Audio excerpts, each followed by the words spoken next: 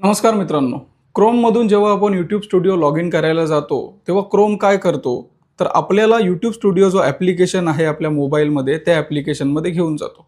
आता आपण एक सिंपल एक्झाम्पल पाहूयात.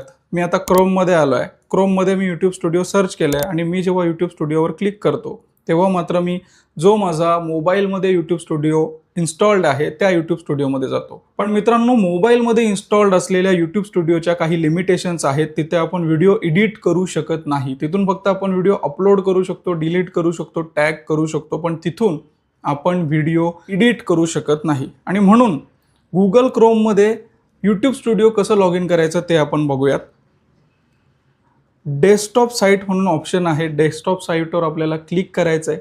डेस्कटॉप साईटवर क्लिक केल्यानंतर हे जे लॉग इन आहे त्या लॉग इनवर आपल्याला क्लिक करायचं आहे आणि आपण डायरेक्टली आपल्या यूट्यूब स्टुडिओवर पोहोचतो.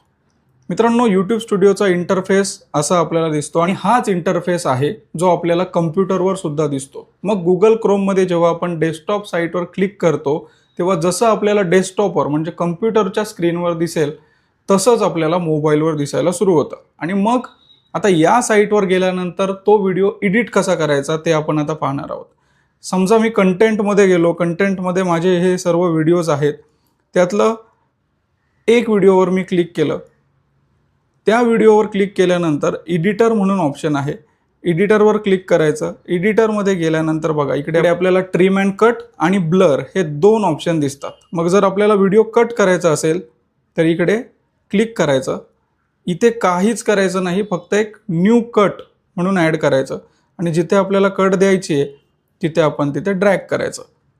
आता जिथे आपण कट दिली आहे हे जे दोन लाईन आहेत या दोन लाईनच्या मधला जो पॅसेज आहे तो पॅसेज कट होणार जर आपण तिथे कट दिली तर. म्हणजे लेफ्ट साईड आणि राईट साईड दोन्हीही साईडला काही होणार नाही आहे. जो मधला पॅसेज आहे तो मधला पॅसेज तिथे कट होणार आहे.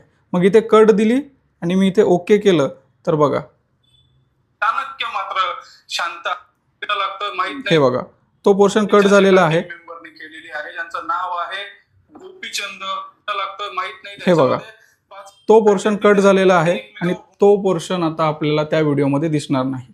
आणि मग आपण सेव्ह केलं. सेव्ह केल्यानंतर तो पोर्शन कुणालाच दिसणार नाही. या चेंजेस सेव्ह व्हायला अर्धा एक तास जातो, कधी कधी एक दिवस सुद्धा जातो जर तुमचे सबस्क्रायबर्स जास्त असतील, रीच जास्त असेल तर. पण एडिटिंग ऑनलाईन होते. आता मी हे डिस्कार्ड करतोय कारण मला ते एडिट करायचं नाही आहे. त्यानंतर ब्लरचा एक ऑप्शन आहे.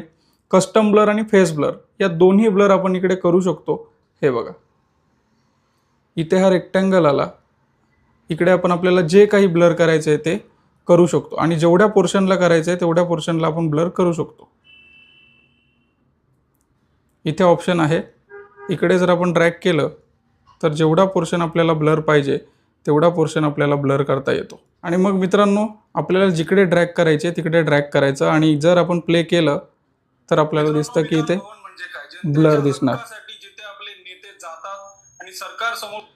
तर मित्रांनो, अशा प्रकारे इकडे आपल्याला शेप्स पण दिसतात, ब्लर पोझिशन पण दिसते, ब्लर पोझिशन सुद्धा दिसतीये, ऑब्जेक्ट सुद्धा आपण ट्रॅक करू शकतो. या सगळ्या गोष्टी आपण इथे एडिट करू शकतो. तर हे जे एडिटिंग ऑप्शन दिलेले आहेत हे एडिटिंग ऑप्शन आपल्याला यूट्यूबने दिलेले आहेत. सो जर तुम्हाला तुमच्या अपलोडेड व्हिडिओमध्ये जाऊन त्याला काही पार्ट काढायचा आहे, कुठला पार्ट ब्लर करायचा आहे तर आपण हे करू शकतो. कधी कधी असं होतं आपल्या पार्टमध्ये जर हाणामारी असेल आपल्या व्हिडिओमध्ये जर काही गोष्टी अशा असतील ज्या ब्लर केल्या पाहिजेत आणि आपल्याकडून ते राहून गेलं आणि आपण जेव्हा व्हिडिओ अपलोड करतो तेव्हा त्या व्हिडिओवर एकतर नॉट सुटेबल फॉर ॲड्स अशी एक नोटीस येते कारण कम्युनिटी गाईडलाईन्सचं तिथे व्हायोलेशन होतं, किंवा दुसरा एक ऑप्शन येतो की तो व्हिडिओ आपल्याला डिलीट करायला लागतो. मग मित्रांनो, व्हिडिओ डिलीट केल्यामुळे अल्गोरिदम बिघडू शकते म्हणून डिलीट करायचा नाही. ऑनलाईन एडिटिंगचा जो ऑप्शन आहे त्या ऑप्शनमध्येच आपल्याला ते एडिट करायचं आहे आणि सेव्ह करायचं आहे. तर मी आशा करतो की या व्हिडिओमधून तुम्हाला थोडीफार माहिती मिळाली असेल. तुम्हाला जर व्हिडिओ आवडला असेल तर व्हिडिओला सबस्क्राईब करा. तुम्हाला जर व्हिडिओ आवडला असेल तर व्हिडिओला लाईक करा. मला कमेंटमध्ये सांगा मी आणखी कुठले व्हिडिओ घेऊन येऊ शकतो आणि चॅनलला सबस्क्राईब करायला विसरू नका. कारण येणारा प्रत्येक दिवस हा नवीन संधी घेऊन येतो आणि आपल्या चॅनलवर येणारा प्रत्येक व्हिडिओ नवीन काहीतरी शिकायला घेऊन येतो.